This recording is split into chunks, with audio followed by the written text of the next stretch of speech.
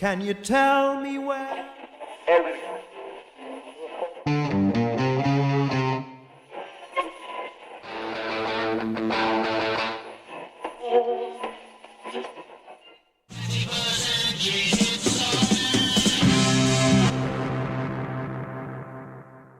Fala pessoal, eu sou Kelvin Araújo, estamos aqui em mais um vídeo do nosso canal.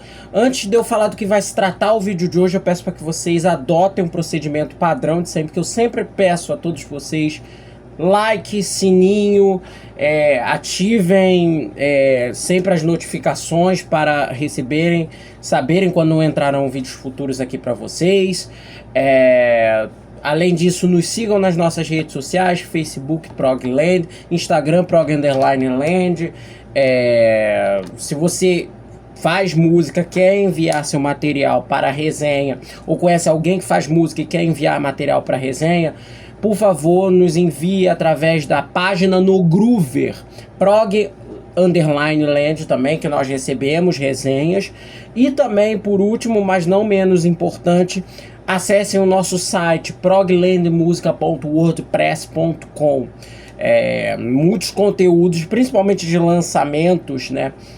Tanto também como de resenhas e etc, e tanto de shows quanto de outras coisas, e entrevistas com artistas nacionais, tanto internacionais também, vão estar postadas lá no nosso site quando não tivermos a disponibilidade de postá-las aqui em vídeo no nosso canal.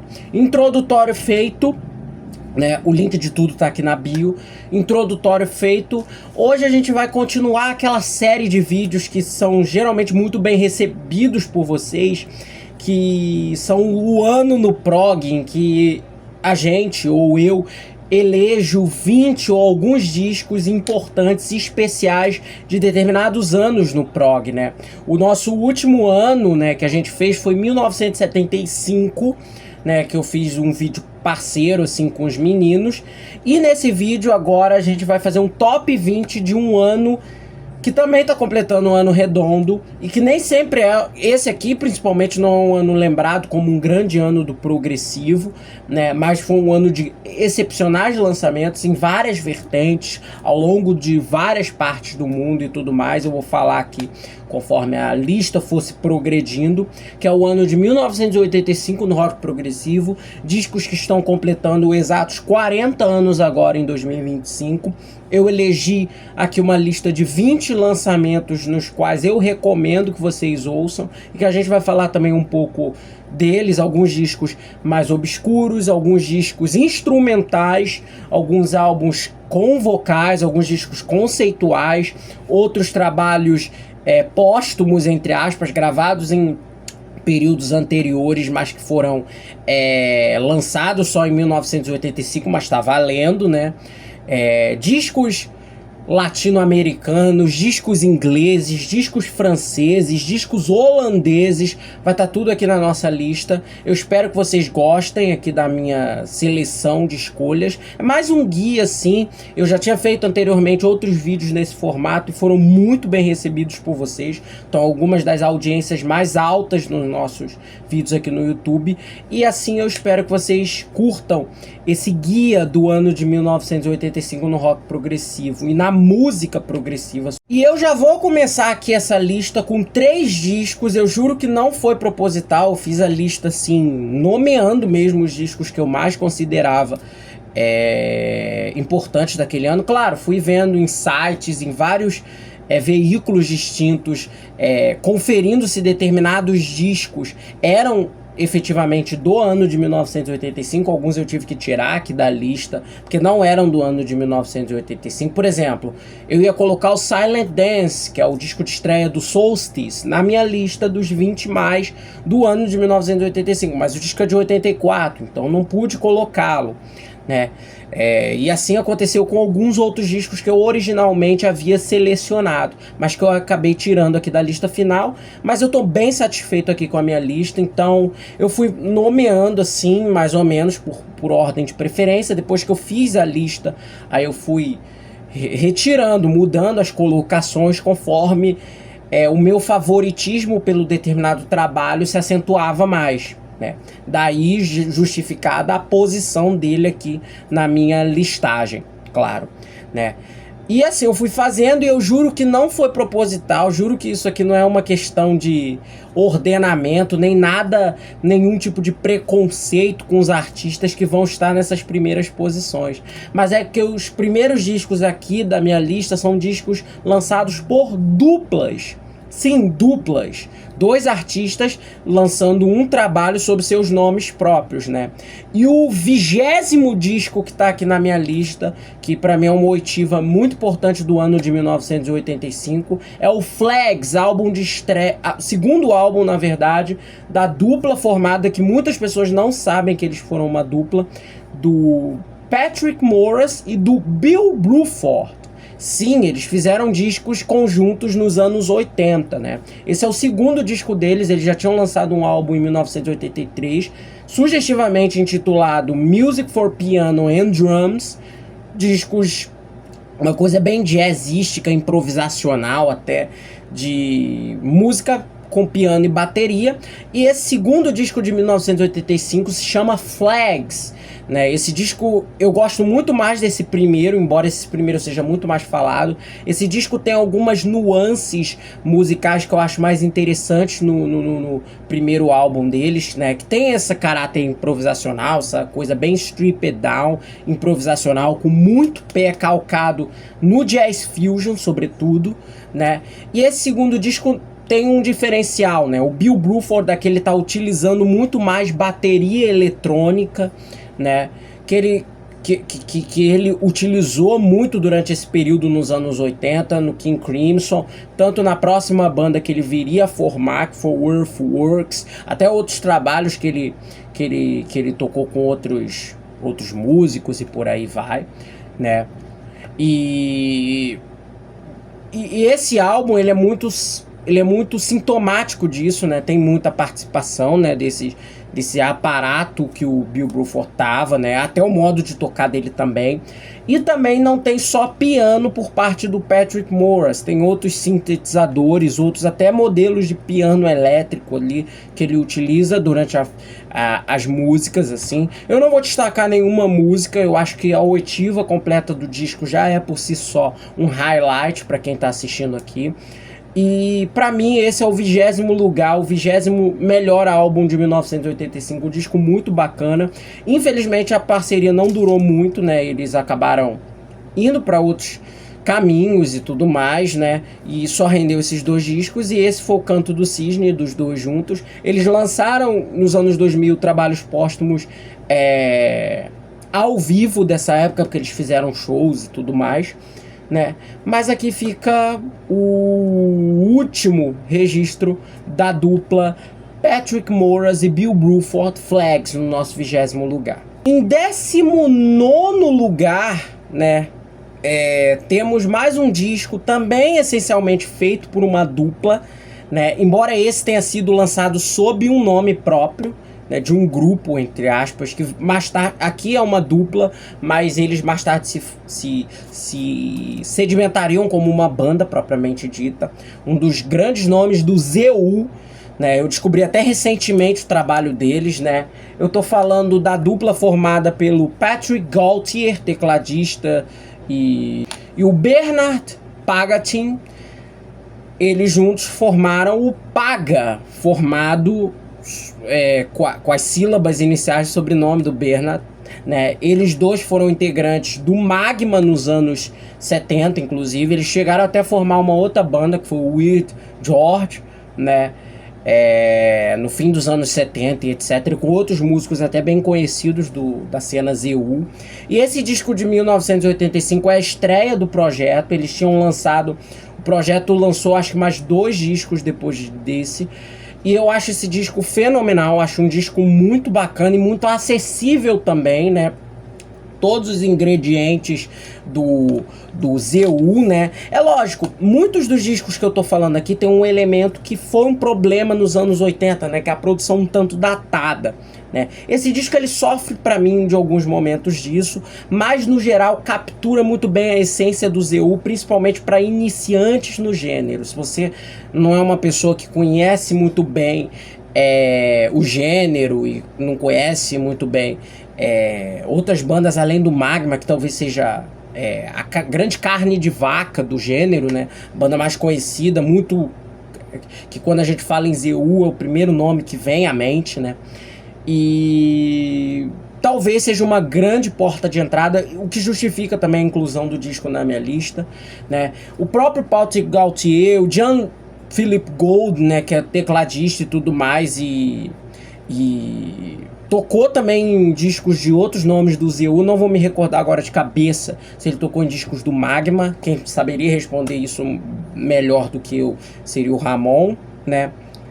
E nos discos seguintes, né, nos trabalhos seguintes lançados pelo Paga, né, todos os membros colaboradores extras desse primeiro disco seriam efetivamente creditados como integrantes, e nos relançamentos tanto desse primeiro disco, inclusive, que são até relativamente raros, esses integrantes já são creditados como membros efetivos, mas o disco foi feito a priori a quatro mãos pelo Bern Paga e pelo Patrick Gaultier, né? Ele já foi falado isso em algumas resenhas e também até em relatos dos próprios dois, por isso que eu falo na introdução que é um disco, entre aspas, essencialmente dos dois, né? Então tá aqui no 19º lugar o disco de estreia homônimo do Paga, de 1985, clássico do ZU. Em 18º lugar, mais um disco de duplas, né? Eu prometo que é o último, por enquanto, aqui, né? De uma dupla que não tocava junto desde 1976 e que em 1985 lançou um disco junto, considerado por muitos, né, um disco da banda em si. Eu tô falando do disco do Focus, né, chamado Jan Akkerman e Ties van Lier Focus, né, que é um disco dos dois essencialmente tocando juntos, depois de quase uma década separados, né? Eles tinham o Jan Akkerman, depois da saída dele do Focus de 1976, ele não tinha tocado mais com a banda se desfez em 77, 78, e o disco marcou a reunião dos dois, né? E é considerado por muitos fãs um disco essencialmente parte da discografia do Focus. É um disco, inclusive, até mais bem quisto por muitos fãs do que os discos seguintes ao Mother Focus, né? Que foram os dois seguintes ao Mother Focus, da saída da banda, antes do término da banda, né? E é um disco muito bom, de fato ecoa muito do Focus mais antigo, né? Da fase pré-Mother Focus, do Hambúrguer Concerto, até de alguns elementos do debut de 70, eu percebo bem aqui musicalmente. Coisas, claro, da fase Moving Waves, que é a mais clássica. O disco, ele reúne, claro, aquele ingrediente que eu já tinha falado anteriormente, né? Uma produção, synths, timbres, escolhas de equipamentos mais datadas dos anos 80, mas ainda assim eu acho que não compromete a música aqui falada. Eu acho que em nenhum dos discos aqui da lista comprometa, então eu acho uma ótima oitiva, né, pra quem principalmente já curte Focus e não tem tanto conhecimento sobre outros trabalhos deles, além de um Hambúrguer Concerto, de um Moving Waves, de um Focus Trio, ou coisa que o valha, né? E eu destaco todas as músicas desse disco, sobretudo a faixa de encerramento do álbum, que é Who's Calling, uma música de 17 minutos e pouquinho, né? E como é o disco, ele foi lançado já na fase do CD, então a duração dele é quase de 1 hora, e o Jan Akkerman e o Ties van Lier quiseram efetivamente fazer com que o disco fosse um pouco mais longo, né, aproveitando essa disponibilidade de formato, né. Então é isso, 18º lugar, Ties van Lier e Jan Akkerman juntos tocando Focus. O nome do disco é Jan Akkerman, Ties van Lier Focus, né? Mas acabou sendo considerado, eu acho que até na página oficial da banda, é um disco hoje considerado como do Focus, porque colaboradores tanto prévios quanto futuros da banda viriam a tocar naquele trabalho, né? Então é essa a minha recomendação do 18º lugar aqui. Em 17º lugar temos um disco da seara progressiva eletrônica de 1985, de um cara que eu adoro, eu sou muito fã do trabalho dele, né? Tecladista lendário do Frank Zappa, do UK, tocou no Jethro Tull e tudo mais. Estou falando do Eddie Jobson com Team of Secrets, né? Um disco mais orientado a New Age e tudo mais, ao elemento do progressivo eletrônico. Ele tinha lançado um disco solo em 83 que foi muito conhecido na Inglaterra, foi muito bem resenhado, inclusive. Disco que rendeu relativamente, né? Que foi o Green Album, né? Zinc the Green the Zinc Album, ou Zinc the Green Album, eu acho que é Zinc the Green Album o nome, né? Que é o disco solo mais conhecido dele, né? E que é um disco de abordagens, entre aspas, mais tradicionais, entre muitas aspas, entre elementos progressivos e até pop, né? É um disco bem mais convencional.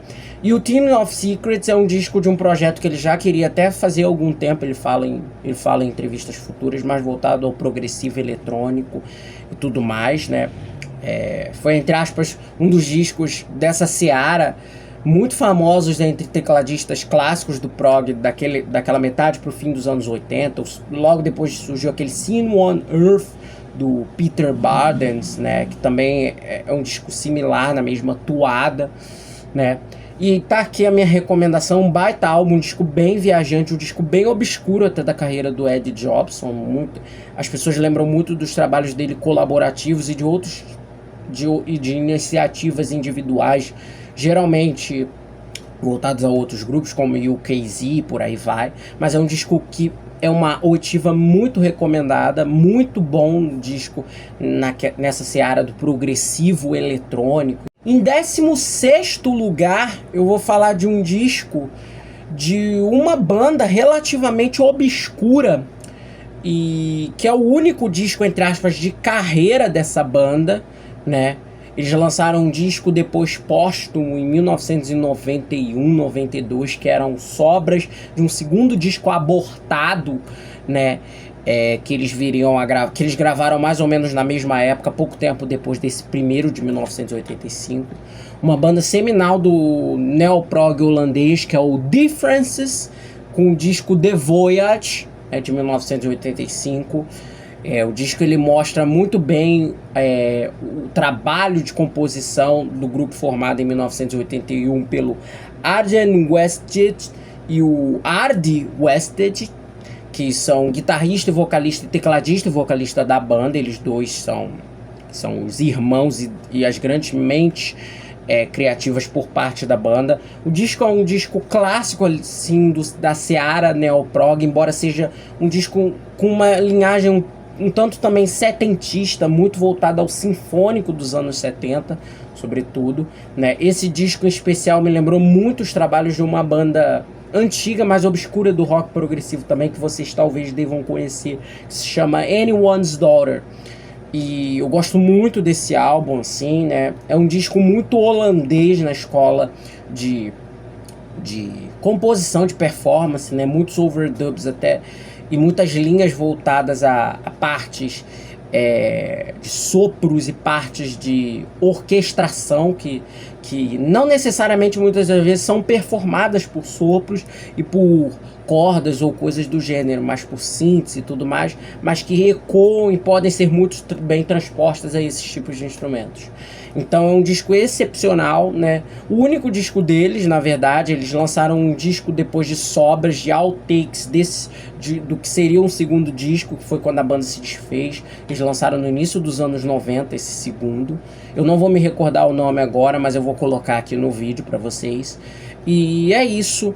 16º lugar aqui na nossa lista, The Voyage, do Differences. Em 15º lugar aqui na nossa lista temos um disco de uma banda sensacional de jazz fusion, jazz com elementos da música indiana, asteca e tudo mais, dos anos 70. Eles são uma banda formada em 1970. Quando eles já estavam lançando esse disco, inclusive, eles já estavam no período entre safra. Eu tô falando do Oregon, com o disco Crossing, né? Essa banda, ela é uma banda americana formada em 1970, né? Eles têm uma série de discos sensacionais dos anos 70 lançados. Eu destaco um especial que é um disco que eu adoro, né, com Elvin Jones, famoso baterista e percussionista de jazz e coisa do gênero. E essa banda sempre teve, desde o início, muitos elementos voltados à música indiana, né, e à música também de outros países, além do estilo sonoro americano, né, do jazz e do jazz fusion, né, sobretudo com elementos, claro, indianos e etc. O uso muito forte de tablas, o uso muito forte de cítaras na sua música.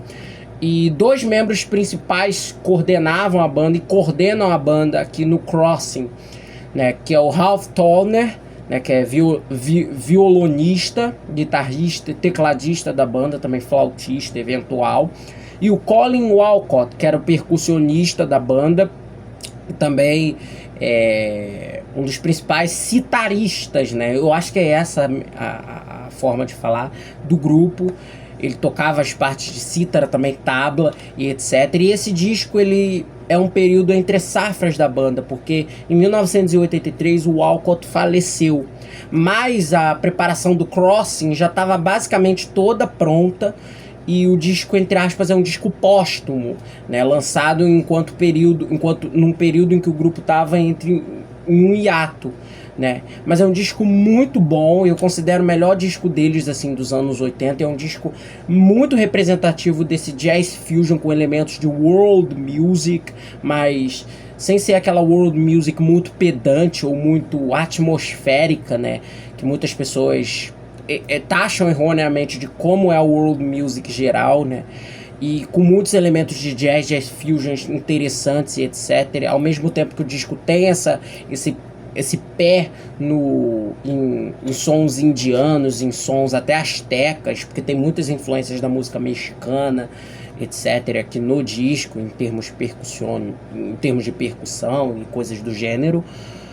Mas também tem aquele jazz fusion, entre aspas, mais palatável para ouvintes do gênero, mais voltados ao lado europeu e sobretudo americano. Então, para mim, tá aqui a minha recomendação mais do que dada do nosso 15º lugar, Crossing, do Oregon. No nosso vídeo, vamos para, entre aspas, um segundo disco, mas que a gente pode considerar a verdadeira estreia desse grupo, né? Um grupo icônico, muito conhecido do prog metal mundial. Eu tô falando do Fates Warning com The Spectre Within. Eu adoro esse disco, adoro esse álbum. Inclusive, eu reescutei ele antes de vir gravar aqui o vídeo, foi ótimo, foi uma oitiva que me contemplou muito, né? É o segundo disco da banda, ele é depois da estreia, entre aspas, né, que é o Nights Unbroken, mas é um disco, entre aspas, que inaugura pra mim verdadeiramente o Fates Warning, porque eu percebo aqui todos os elementos que acompanhariam o grupo nos principais lançamentos posteriores, né? É um disco que vem antes do Awaken the Guardian, do Perfect Symmetry, o Pleasant Shade of Grey, etc. Que esse é o meu favorito de toda a vida, do Fates Warning. É um disco que apresenta muito bem aquele prog metal melódico, mas também muito técnico, que sedimentou toda uma geração, que é um dos discos principais, assim, do prog metal, né? Um disco clássico, Traveling in Time, Epitaph, minha favorita do disco, John Wark lá e companhia, já mandando ver, assim, um dos discos que eu considero um dos discos mais seminais e mais importantes do gênero, do nascimento do prog metal nos anos 80, né? Esse pra mim, junto com o Rage for Order e o primeirão do Watchtower, que agora eu me esqueci, né? Pra mim são a tríade, assim, que a gente pode dizer, pô, o prog metal começou a surgir aqui, vindo filho desses três caras, desses três trabalhos, né? E uma recomendação primordial para quem é fã do gênero, para quem também não conhece, você ouvindo esse disco, você saca totalmente John the Dream Theater, Opeth, Shadow Gallery, outras bandas mais icônicas do gênero vieram. 14º lugar, The Spectre Within. Em 13º lugar eu vou dar uma roubada aqui, tá? Disco ao vivo, de 1985. Vocês sabem quanto Camel é uma coisa feliz aqui pra gente do canal, e eu não podia deixar de citar o Pressure Points Live, né, que foi lançado originalmente em 1985, né? Documentação da turnê do Straightaway Traveler. O disco inteiro não é tocado, mas grande parte dele é tocado ali no repertório dos shows, né, que foram gravados no Hammersmith Odeon 84. Tem participações especiais do Mel Collins, do Peter Bardens, e além da formação regulamentar do Camel à época, que era o Andrew Latimer, claro, esse sempre presente em todos os lançamentos da banda, o Colin Bass, né, o Chris Rainbow, o Paul Burgess e o Tom Scherpenzel, do Kayak. Eles estavam na formação também, junto com um outro músico adicional, que foi Hitch Close nos teclados, né? E é um show muito passeador também dessa fase do Camel nos anos 80. Mas claro, tem também alguns elementos dos anos 70. O lançamento original do disco tinha algumas músicas a menos que no relançamento recente, que é a versão que inclusive está nas plataformas de streaming, e eu recomendo que vocês ouçam, porque eles também remixaram coisas e etc. Tem muito do som dos anos 80, mas é um álbum ao vivo excepcional. Long Goodbyes, Cloak and Dagger Man.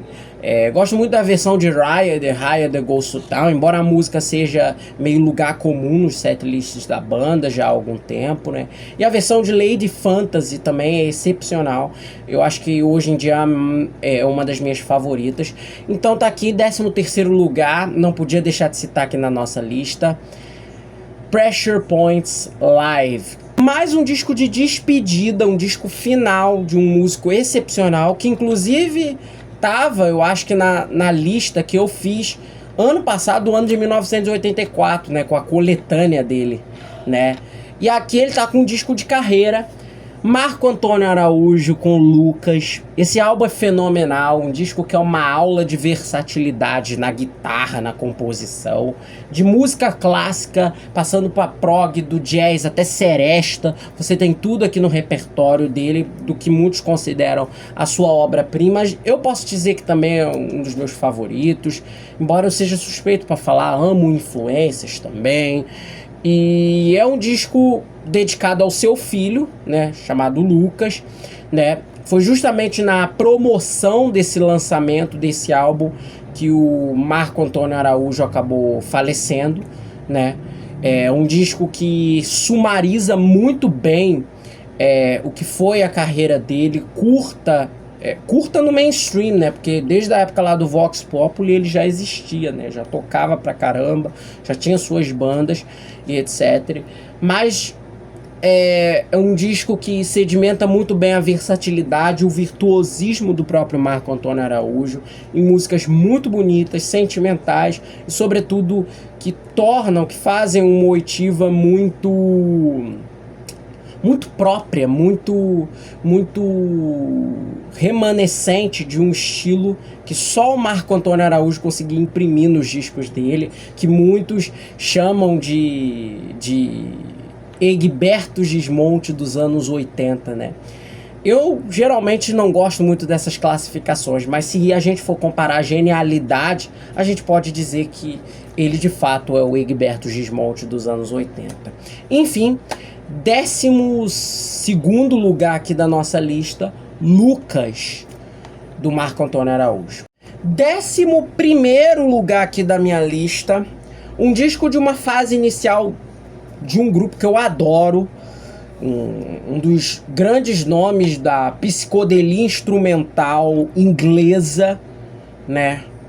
Que eu sou doido pra vê-los, assim, é uma banda que eu adoro. Mesmo, já falei deles aqui no canal, que é o Ozric Tentacles com Tantric Obstacles de 1985. É um disco que, porra, cara, pra mim cala fundo ao coração, porque eu gosto muito dessa primeira fase deles antes do Earthland, né? E reúne muito bem numa produção um pouco diferente dos discos futuros, né? A partir justamente da fase do Earthland, né? Um outro tipo de produção nos discos, né? Uma produção ainda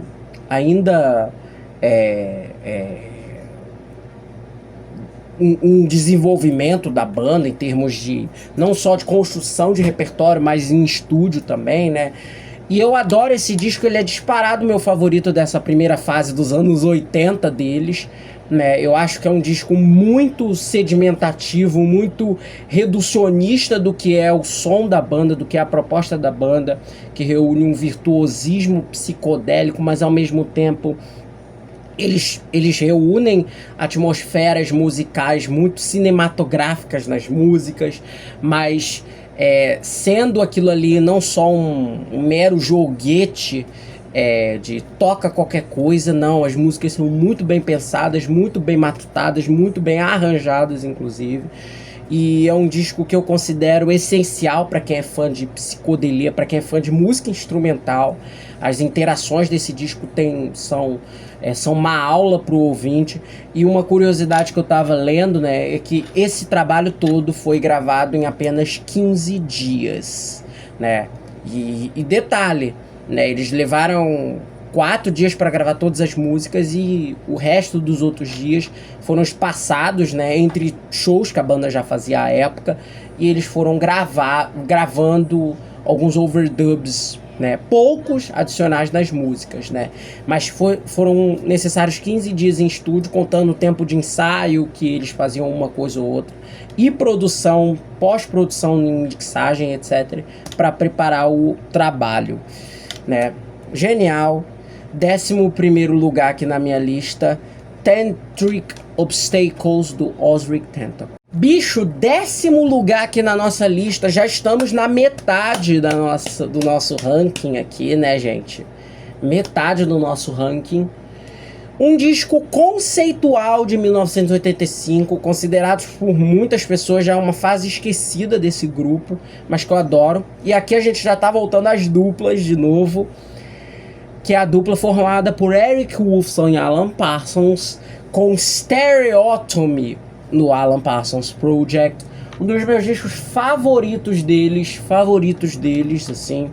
É um disco que fala, né, o título do álbum é Stereotomy, que é estereotomia, né, que é o processo de lapidação de pedras preciosas, e todo disco ele entra nesse clima musical, baseado, as faixas elas falam sobre justamente os processos de lapidação das pessoas à fama quando elas se tornam artistas, e os problemas decorrentes disso, os problemas emocionais que elas se sentem, muitas das vezes os artistas tendo que fazer concessões que eles não querem na sua música para se venderem, entre aspas, e continuarem no status de consumo que eles acabam tendo na indústria musical, até questões de conflitos emocionais que eles têm perante o próprio sonho de serem músicos, né, de que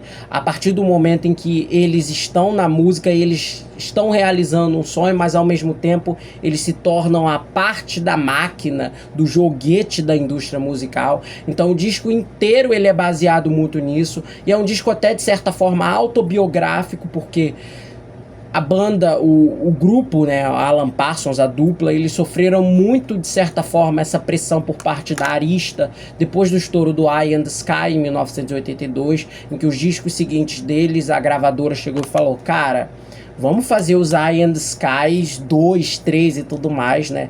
E eles, até certo grau, repetiram um pouco disso, mas a partir do Future Culture, que é o disco anterior, já começou as vendas a declinarem. O Stereotomy não é um dos clássicos da carreira deles, muito menos em venda, né? Mas é um disco excepcional, de muitas baladas, é um disco que reúne um lado pop do Alan Parsons Project, mas com elementos mais experimentais e tudo mais, até vanguardistas, voltados a elementos eletrônicos, é um disco muito eletrônico também, né? Temos algumas peças de ambient music, como Urbania aqui, músicas muito refletoras dessa tridimensionalidade artística, como a faixa título Stereotomy, que abre e encerra o disco, né? A linda balada Limelight, né? In the Real World, que é uma vertente mais pop rock comercial do disco, e também a instrumental Where the Walls, que é uma música de 7 minutos e meio que rendeu a dupla uma indicação ao Grammy na categoria de melhor performance instrumental, no qual eles acabaram perdendo, mas valeu a indicação e vale, claro, a oitiva desse álbum excepcional, que é o Stereotomy, do Alan Parsons Project. Disco bem anos 80, mas com muitas experimentações, aquele lado orquestrado, aquele rebusco na composição que já é do feitio dos principais discos da banda. 10º lugar. Em 9º lugar aqui na nossa lista, temos um disco que... assim, um disco, entre aspas, de um supergrupo, entre aspas, um disco póstumo, né? Porque o disco ele foi lançado em 1985, mas não foi gravado em 1985, foi gravado um certo tempo antes, inclusive. Mas é um disco de composições inéditas e tudo mais, né? Mas ele foi gravado... mas ele foi finalizado, entre muitas aspas, em 1985. Dizem, inclusive, algumas más línguas que overdubs foram gravados já em 1985 desse álbum, que eu vou falar. De um supergrupo formado simplesmente por Hugh Hopper, Elton Dean, Keith Tippett e Joe Gelman, né? O supergrupo ele é formado pelos sobrenomes de cada um dos 4. Hopper, Dean, Tippett e Gallman. Acho que é nessa ordem. O nome do álbum Mercy Dash.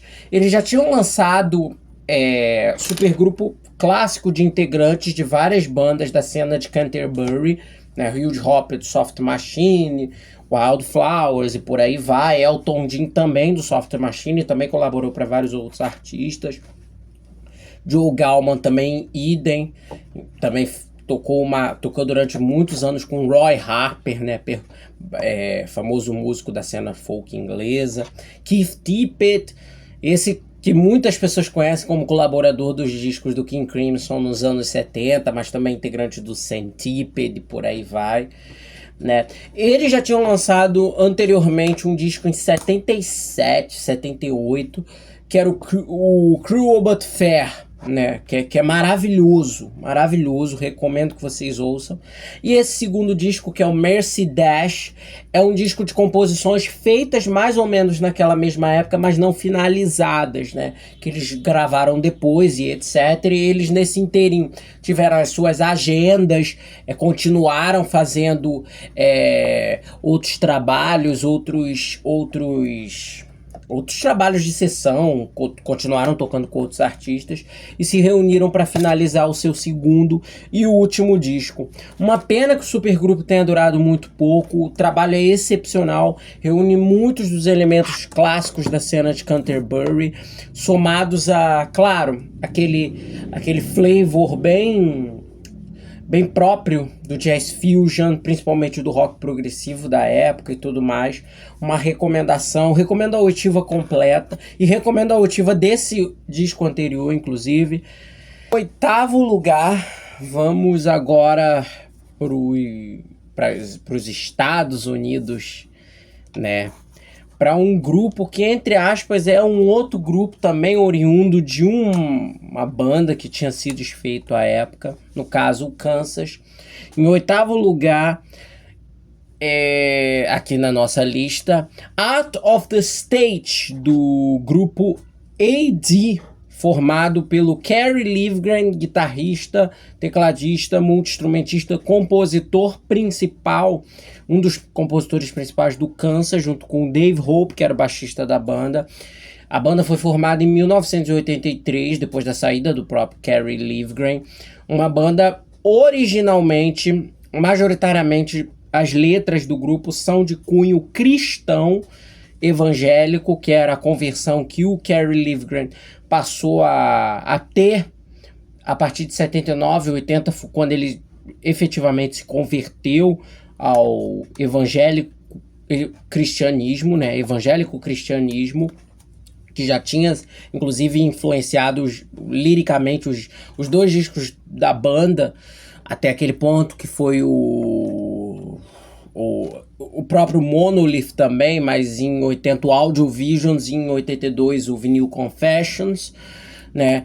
E em 1983 o Kerry Livgren saiu da banda, né? E formou o AD junto com o Dave Hope, que era integrante da banda, e junto com dois outros cantores / multi-instrumentistas, tecladistas e que tocavam vários outros instrumentos, que era o Michael Gleason, que também era sideman, tinha colaborado com o Kansas, e outro também sideman do Kansas, que foi o Warren Ham, que também toca saxofone, sopros e tudo mais no grupo, e que atualmente eu tive a honra de ver ele como sideman do Toto ao vivo agora, e ele tá tocando com o Toto já há alguns anos, um músico fenomenal, e ele fez parte do AD como um dos cantores junto com o Michael Gleason.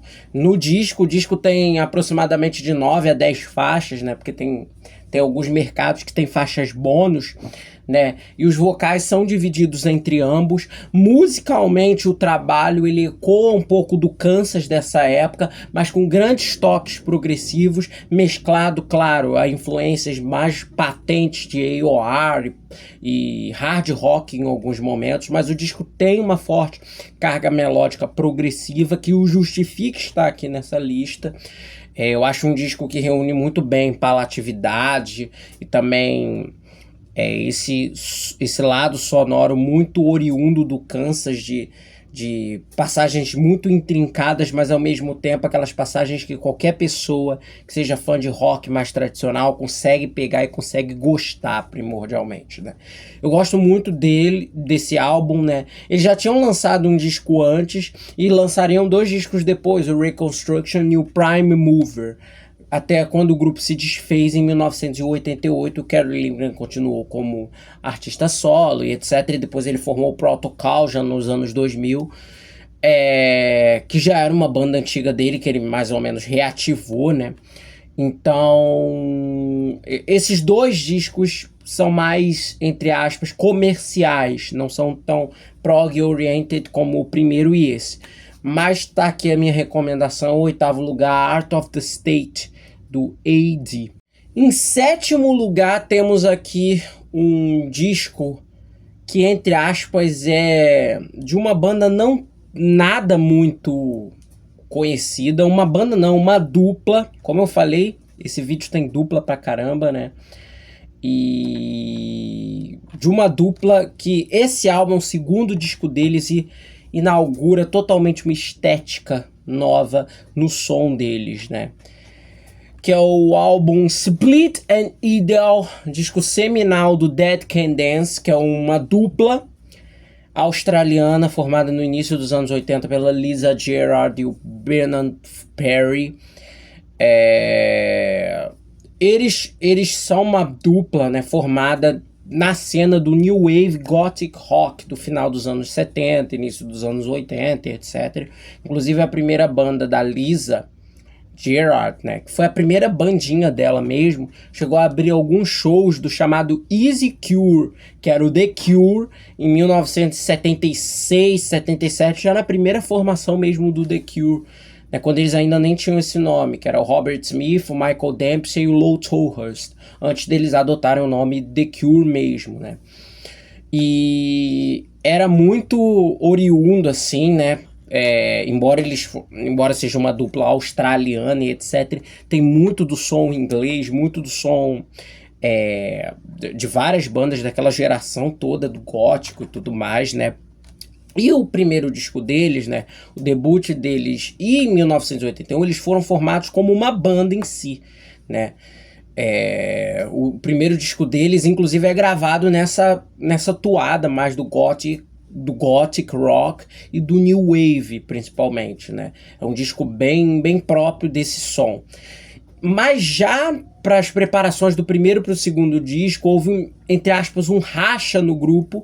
Só os dois integrantes ficaram, só a Lisa e o Brendan continuaram no grupo, e daí em diante eles formaram uma dupla, eles continuaram como uma dupla, contratando músicos de sessão para tocar nos discos seguintes, né? E com esse enxugamento, houve, entre aspas, um rebranding sonoro do grupo, que era algo que eles já estavam pretendendo fazer, que era uma mistura de um som, claro, denso, forte, como eles já faziam, mas calcado em elementos da música folk, da música cinematográfica de filmes dos anos 60 e dos anos 70, geralmente de trilhas sonoras, e uma forte latência da música progressiva sinfônica, né? Que os dois eram relativamente muito fãs já nessa época, e principalmente na feitura do material desse segundo disco, né? Então o som desse segundo trabalho, ele é muito calcado nessas influências, é muito calcado nesse tipo de som, é um som progressivo, mas muito melódico, com elementos folk, também tem a participação de sopros e cordas nesse segundo disco, é um disco totalmente diferente do primeiro, com muitas influências mais progressivas, né? E daqui em diante, os discos seguintes, eles foram desenvolvimentos sonoros, às vezes com alguns flertes do som que eles já faziam anteriormente, mas calcados nesse estilo sonoro folk, de maior ascendência do sinfônico, presente nesse trabalho, né? E é um disco meio sui generis daqui da lista, porque você ouve esse álbum e muitas das vezes ele nem parece um disco dos anos 80, tamanha a orquestratividade, digamos assim, entre muitas aspas, né? Do som, dos arranjos que as canções têm. Então tá aqui, nessa posição aqui na nossa lista, já estamos na reta final, Dead Can Dance, com seu álbum Spleen and Ideal. Em sexto lugar aqui na nossa lista, eu tenho que falar desse álbum, um clássico do prog mexicano, um dos discos instrumentalmente mais bonitos que eu já ouvi nos últimos tempos, né? Entre aspas, eu descobri esse álbum há relativamente pouco tempo e coisas do gênero, e foi oportuno, até oportuno falar dele, considerando o fato de que o último vídeo também foi um vídeo sobre prog mexicano. Por favor, assistam se vocês não viram o vídeo do Chuck Mull, né, dos 45 anos do Nada em Especial. E aqui temos esse ano os 40 anos de um outro disco fenomenal também, da seara do prog do final dos anos 70, Azteca, mas ainda, na minha opinião, importante até, né, musicalmente, pessoalmente para mim, do que o Nada em Especial, que é o Reminiscências do Iconoclasta.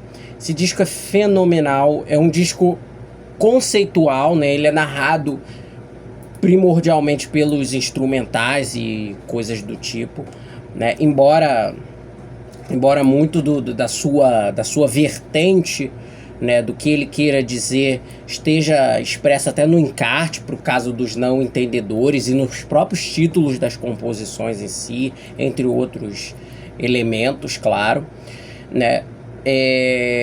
O disco, ele basicamente todas as suas músicas são espécies de críticas ao que os integrantes do Reminiscências consideravam remanescências de um mundo que estava na beira, entre aspas, de um colapso climático, colapso de guerras, o colapso humano e por aí vai. E todas as músicas fazem menções a isso, e o instrumental foi arranjado para que ele narrasse muito bem essas angústias e esses sentimentos, né, de constante, inclusive, guerra, entre aspas, da corrida armamentista e etc, que estava acontecendo ainda na Guerra Fria, né? O disco estava sendo feito um pouco antes do Glasnost e por aí vai, né? E também com muitas... na época já estava estourando a Guerra das Malvinas e outras guerras que estavam acontecendo e por aí e não só guerras mundiais, mas também conflitos locais, conflitos políticos no México e coisas do tipo. O disco de estreia deles de 83 já é excepcional, mas o Reminiscências realmente leva as coisas para um outro nível. Todas as músicas aqui são muito boas, né? Muito boas. Eu destaco, né, no caso...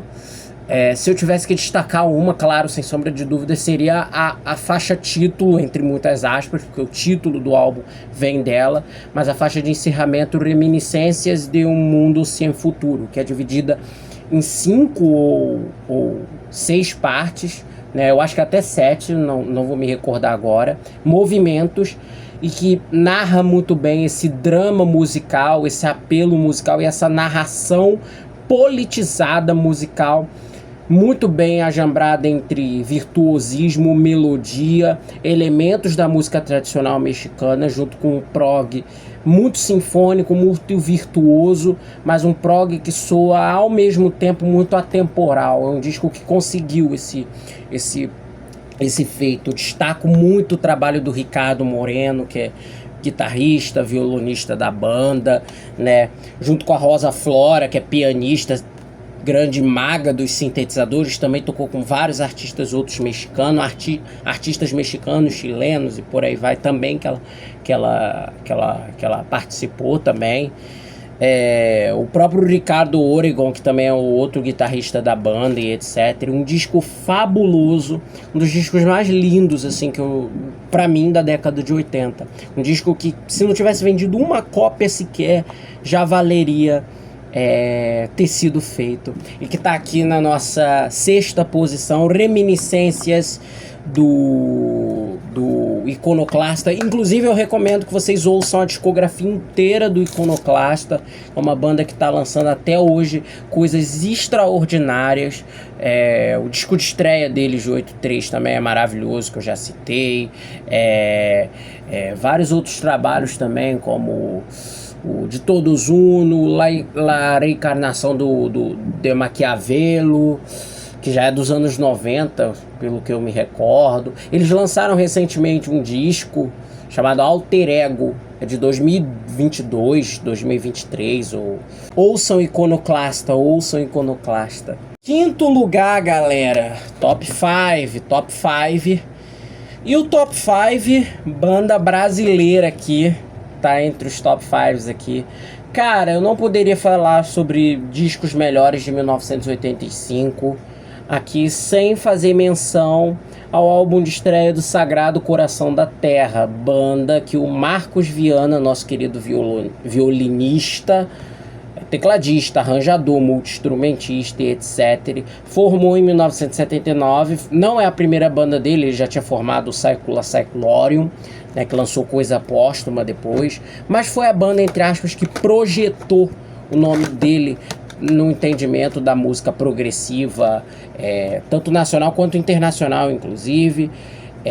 Um disco fabuloso, assim, que inaugurou muito bem o trabalho excepcional, assim, da banda, porque o Sagrado Coração ainda está nativa, e lançou discos icônicos, o Farol da Liberdade, o Flecha, né, esse é o meu favorito deles, né? Mas esse primeiro de 1985 também é um disco excepcional, já apresenta muito bem o lado sinfônico muito marcado do violino do próprio Marcos e do estilo de composição dele, com o lirismo muito próprio das músicas, tanto as vocais como as instrumentais também, naquela estética atmosférica, ao mesmo tempo bucólica, muito melódica, que ele sabia fazer e sabe fazer ainda hoje como ninguém.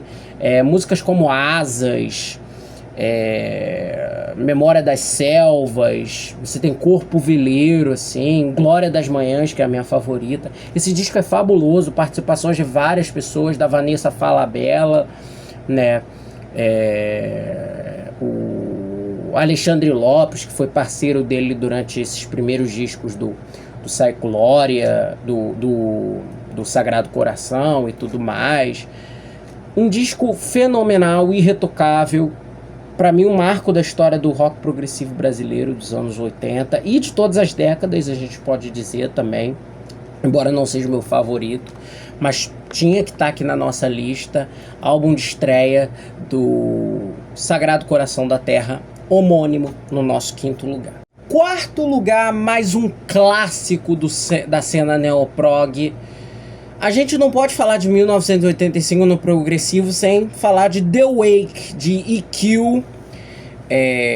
Disco, pra mim, o meu predileto dessa primeira fase do EQ, né? Eu gosto muito do Tales from Lucid Attic também, mas eu gosto ainda mais do The Wake, né?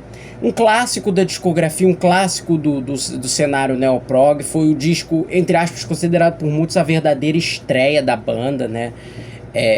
Que já apresentou todo o som do The Wake, antes daquela fase um pouquinho mais pop, né, dos discos seguintes, principalmente da fase lá do Are You Sitting Comfortably, essas coisas do gênero, né. O The Wake com, pra mim, algumas das melhores estéticas, as melhores forças de composição e de performance da sua carreira estão aqui, né. Já é um disco muito remanescente dessa primeira fase do EQ, mas já dá um bom panorama, né, dos trabalhos seguintes que a banda viria a desenvolver. Para mim eles entraram na fase absurda deles a partir do Ever, já nos anos 90, que para mim foi o renascimento da banda, entre muitas aspas, né, que para mim, a partir dali eles só lançaram petardos e continuam assim até hoje, né? Um disco clássico, seminal, um disco de Outer Limits, Headlong, Magic Roundabout, a faixa título, Peter Nichols em companhia, o Mike Holmes, o Martin Orford, o Paul Cook, Tim Messal, então, não tenho nada o que falar desse disco. É claro, né, que no meio de uma discografia tão extensa e tão prolífica como é a do EQ, né, é natural que determinados discos deles acabem não ganhando tantos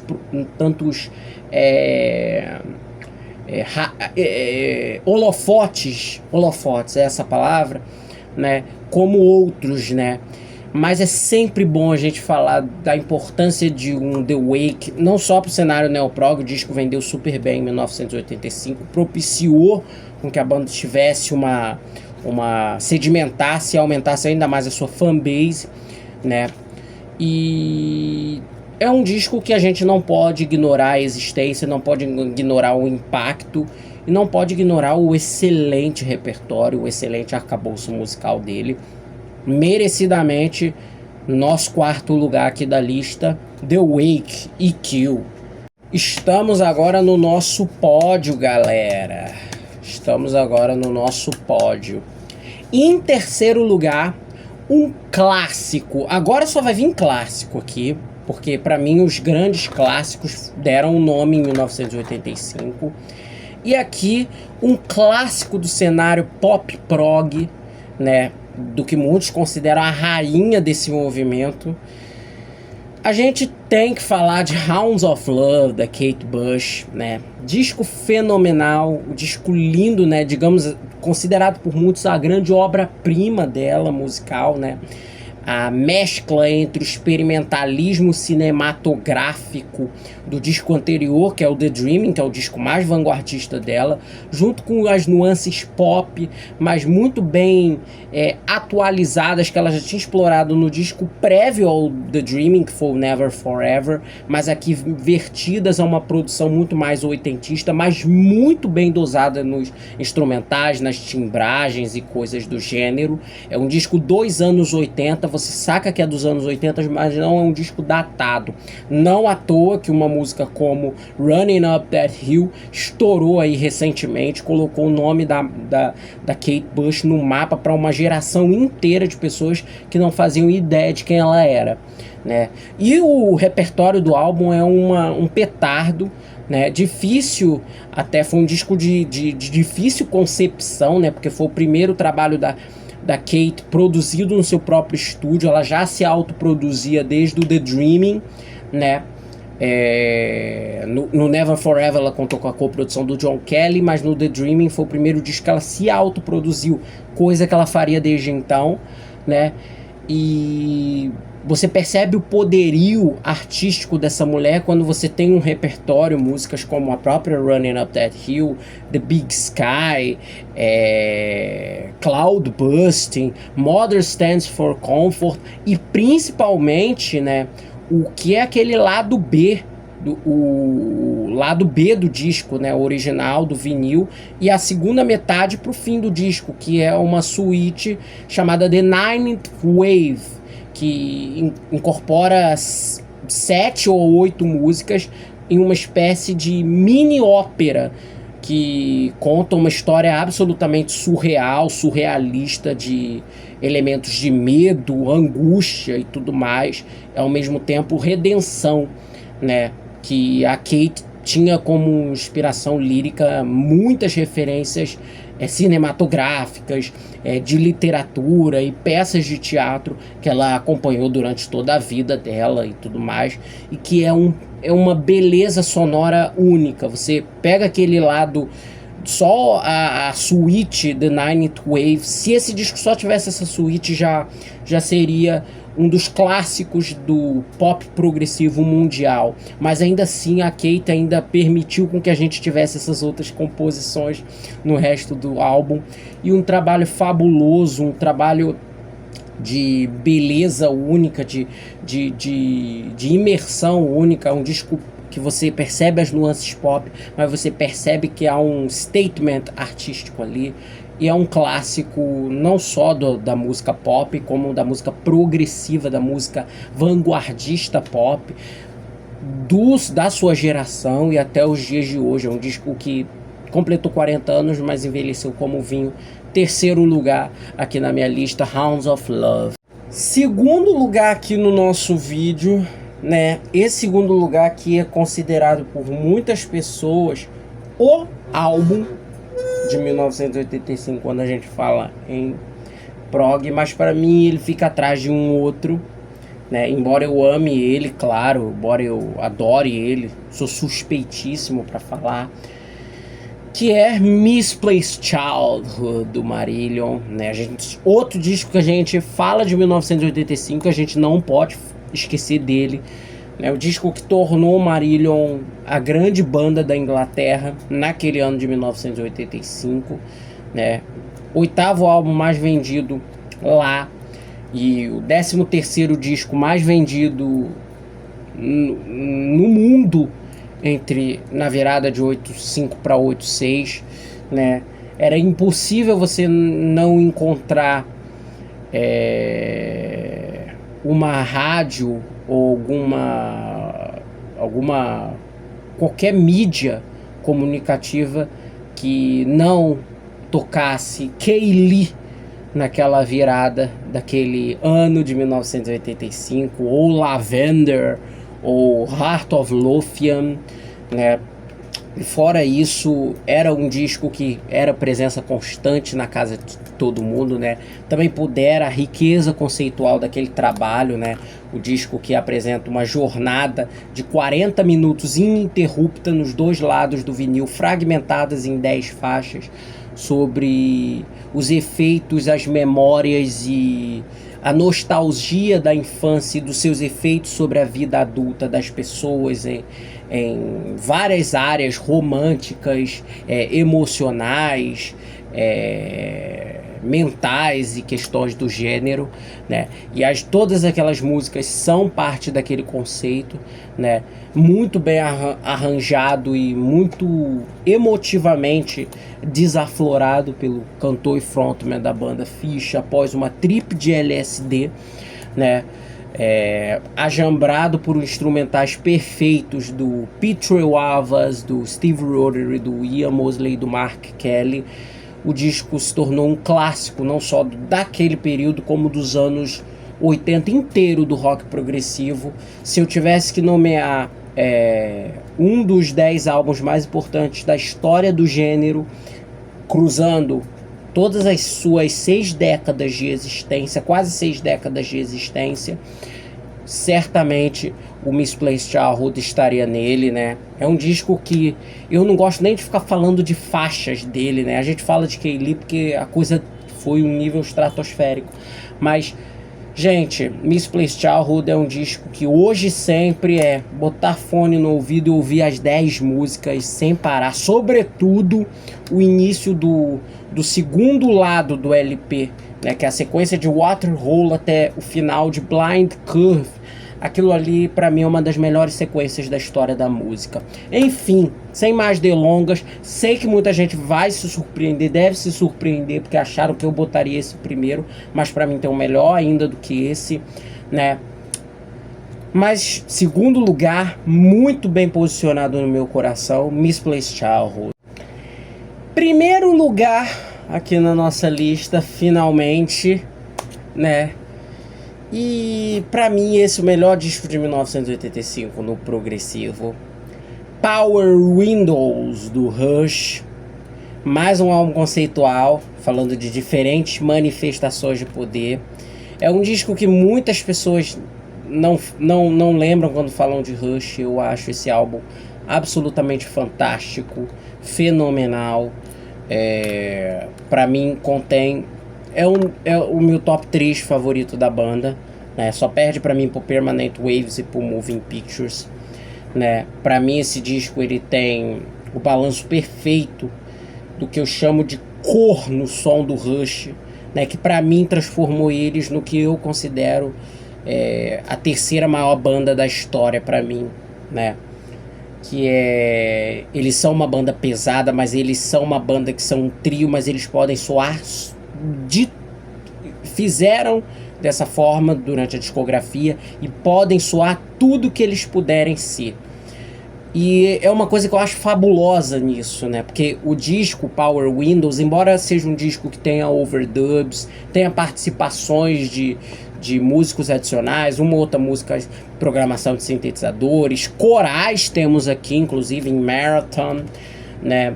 E coisas do gênero, né? É um disco que todas as músicas ao vivo eles conseguiam reproduzir os 3 ao vivo em uma maneira exata. E você tem o Alex Lifeson aqui com vários timbres de guitarra, explorando processadores na guitarra dele, usando guitar synths, usando em determinadas músicas afinações mais secas, timbres mais pesados, até consoantes ao dos anos 70. E você tem o Geddy Lee também desfilando linhas de baixo excepcionais, algumas técnicas, outras groovers, junto com os teclados, sempre fazendo uma camada textural, em algumas músicas bem orquestrada, né? Caso de Manhattan Project, Big Money, enquanto em outras músicas você tem uma coisa muito mais, entre aspas, textural ali, né, ajudando a camada dos instrumentos principais, como por exemplo Territories e Mystic Rhythms e coisas do gênero. Neil Peart expandindo seu kit de bateria com baterias eletrônicas, também tambores, tamburas, timbres, até mesmo de percussões orientais que são utilizadas em determinadas músicas no disco, né? Canções excepcionais que soam ao mesmo tempo muito melódicas e ao mesmo tempo que mantém aquele lado cru do trio, mas com grande acabamento sonoro e canções ligeiramente complexas. Eu discordo frontalmente de quem diz que a música do Rush durante esse período dos anos 80 se tornou meramente comercial. Muito pelo contrário, tem um lado, claro, mais comercial, que a banda sempre teve, né?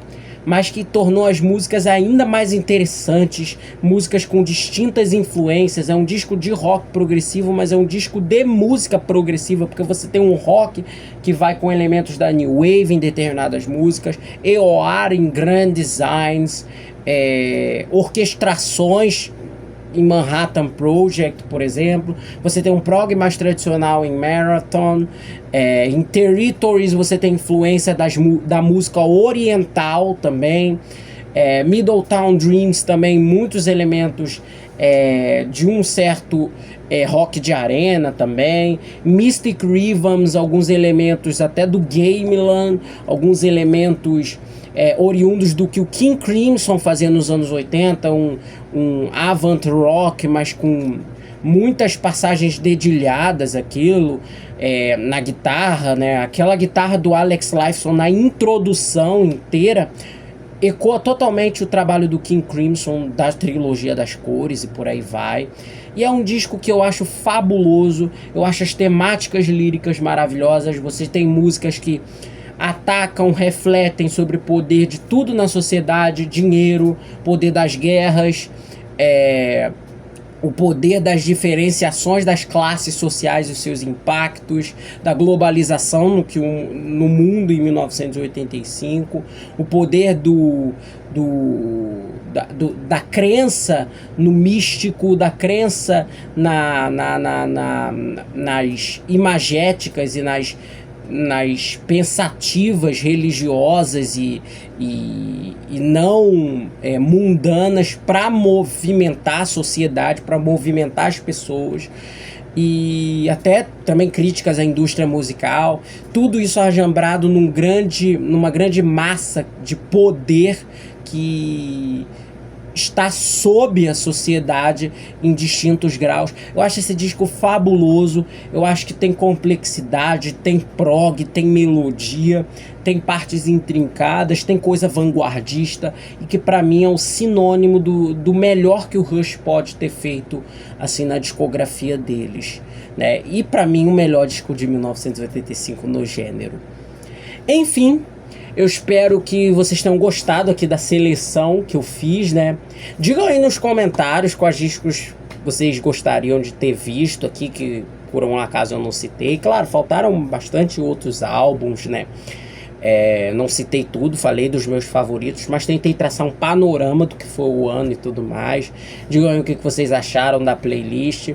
Não esqueçam de fazer procedimento padrão, like, ativar sininho, se inscrever no canal, etc, etc, etc, etc. Até o próximo vídeo. Tchau, tchau.